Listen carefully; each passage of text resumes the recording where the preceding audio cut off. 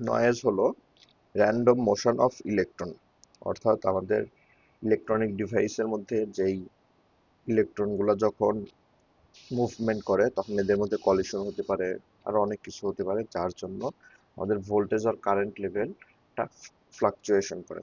এই ফ্লাকচুয়েশনের জন্য আমাদের কি হয়, নয়েজের ক্রিয়েট হয়।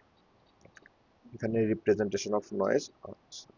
নয়েজের ক্ষেত্রে আমরা যখন রিপ্রেজেন্ট করব তখন আমরা mean square, always always VN square অথবা আইএন স্কোয়ার, মিন স্কোয়ারে আমরা মেজারমেন্টগুলো করব। নয়েজের টাইপ, নয়েজ মূলত device electronic noise, environmental noise. এখন আমাদের কোনো সার্কিটের ক্ষেত্রে, অর্থাৎ ধরলাম আমাদের একটা সিস্টেম দেয়, এই সিস্টেমের আমরা থার্মাল নয়েজ বের করব এবং ফ্লিকার নয়েজ বের করা শিখব। প্রথমে দেখব থার্মাল নয়েজের জন্য। তো প্রথমে থার্মাল নয়েজের কি, থার্মাল নয়েজ মূলত আমার ইলেকট্রনের যে মুভমেন্ট হয় এই মুভমেন্টের জন্য আমার ভোল্টেজ অথবা কারেন্টের ফ্ল্যাকচুয়েশন হয়।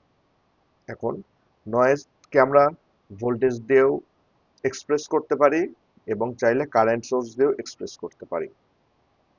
বললাম এটা আমাদের একটা রেজিস্টর, এটা হলো নয়েজি একটা রেজিস্টর, অর্থাৎ এই রেজিস্টরের মধ্যে একটা নয়েজ আছে। এখন আমি এই সিস্টেমকে চাইলে ভোল্টেজ দিয়ে এক্সপ্রেস করতে পারি। যদি ভোল্টেজ দিয়ে এক্সপ্রেস করতে চাই, রেজিস্টর এটার সাথে থাকবে একটা হলো ভোল্টেজ সোর্স, ভিএন স্কোয়ার। এই ভিএন স্কোয়ার ইকুয়াল টু হবে 4 kT আর এল, আর এই আর হলো নয়েসলেস রেজিস্টর। অর্থাৎ আমাদের যে নয়েজি সিস্টেম ছিল, নয়েজি সিস্টেমকে আমরা ইকুইভ্যালেন্ট এই সার্কিট দিয়ে এক্সপ্রেস করতে পারি।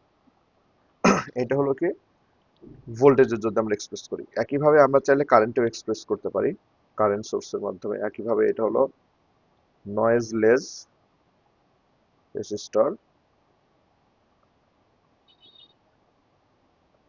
এটার সাথে আমরা কি করতে পারি, কারেন্ট কারেন্ট সোর্স দিব আমরা।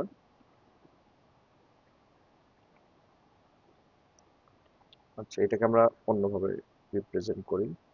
এটা নয়েজলেস রেজিস্টর, এইটা হলো আমাদের কারেন্ট সোর্স। এখানে কারেন্ট সোর্স বাই ডিরেকশনাল বলতে বোঝাচ্ছে আমরা তো জানি না যে নয়েজটা তো বোথ সাইড থেকেই হতে পারে, এটা নর্মাল কারেন্টের মতো না। এটা অ্যাকচুয়াল কারেন্টের কোনো মুভমেন্ট না, আমরা জাস্ট নয়েজটাকে এক্সপ্রেস করতেছে একটা কারেন্ট সোর্সের মাধ্যমে। এটাকে আমরা আইএন স্কোয়ার এটা দেই। এইটা হলো 4 kT divided by R del F. অর্থাৎ আমরা যদি নয়েজকে ভোল্টেজ দিয়ে রিপ্রেজেন্ট করতে চাই তাহলে 4 kT আর ডেল এফ, যদি কারেন্ট দিয়ে রিপ্রেজেন্ট করতে চাই 4 kT divide by R del f. এটা হলো একটা রেজিস্টরের জন্য। এখন আমাদের মসফেটের ক্ষেত্রে কেমন হবে, অর্থাৎ মসফেটের নয়েজটাকে আমরা কিভাবে এক্সপ্রেস করব। মসফেট যদি কাট অফে থাকে, no noise, no thermal noise, কারণ কাট অফে মানে আমার এটার মধ্যে তো কোনো ইলেকট্রনের মুভমেন্ট নেই, নো থার্মাল নয়েজ। যদি ট্রায়োড রিজিয়নে থাকে, ট্রায়োড রিজিয়নে থাকলে মসফেট আমার কিসের মতো বিহেভস করে, MOSFET behaves as a resistor. যেহেতু এটা একটা রেজিস্টরের মতো বিহেভ করে, তাহলে আমাদের যদি এটা একটা মসফেট হয়, এই যে মসফেটের এটাকে আমরা কিভাবে এক্সপ্রেস করতে পারি, কারেন্ট সোর্স দিয়ে এক্সপ্রেস করলাম এবং এই কারেন্ট সোর্সটার ভ্যালু কত হবে, I N square 4 kT by R D, মানে 4 kT by R then del f. Actually আমরা ডেল এফটাকে 1 ধরে নিই, সো এটা না লিখলে হয় জাস্ট 4 kT বাই আর। আর যদি মসফেটটা স্যাচুরেশন রিজিয়নে থাকে,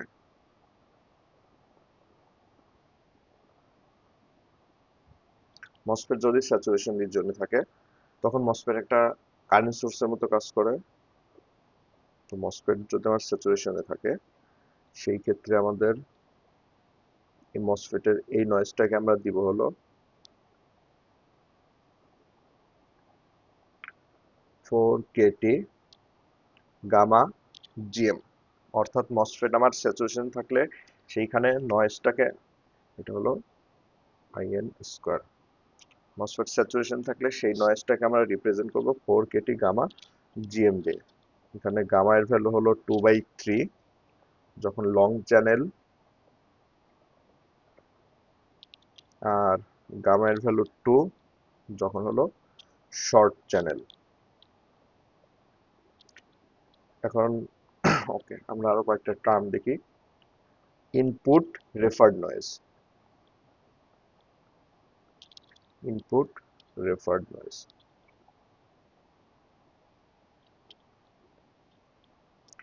ধরলাম আমাদের কাছে একটা সিস্টেম আছে,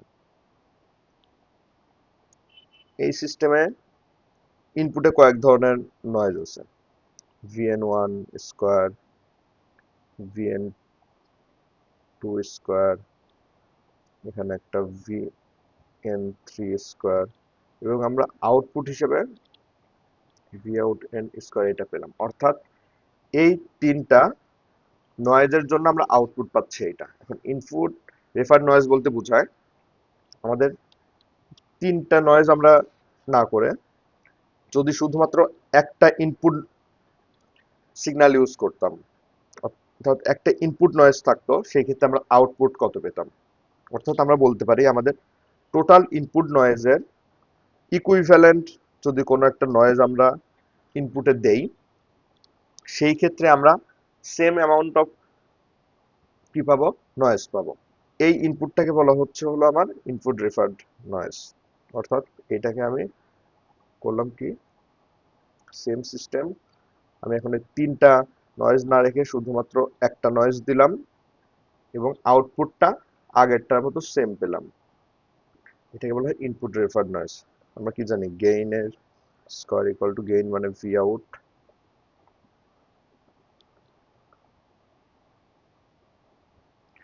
তাহলে ইনপুট রেফার্ড নয়েজ এই ভি ইন স্কোয়ার এটা হবে হলো V out in square multiplication গেইনের।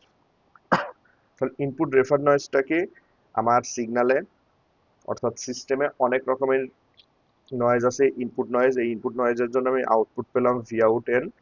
এখন আমি এতগুলা ইনপুট নয়েজ না দিয়ে আমি যদি একটা মাত্র ইনপুট নয়েজ দেই এবং আউটপুটটা যদি সেম পাই, অর্থাৎ সেম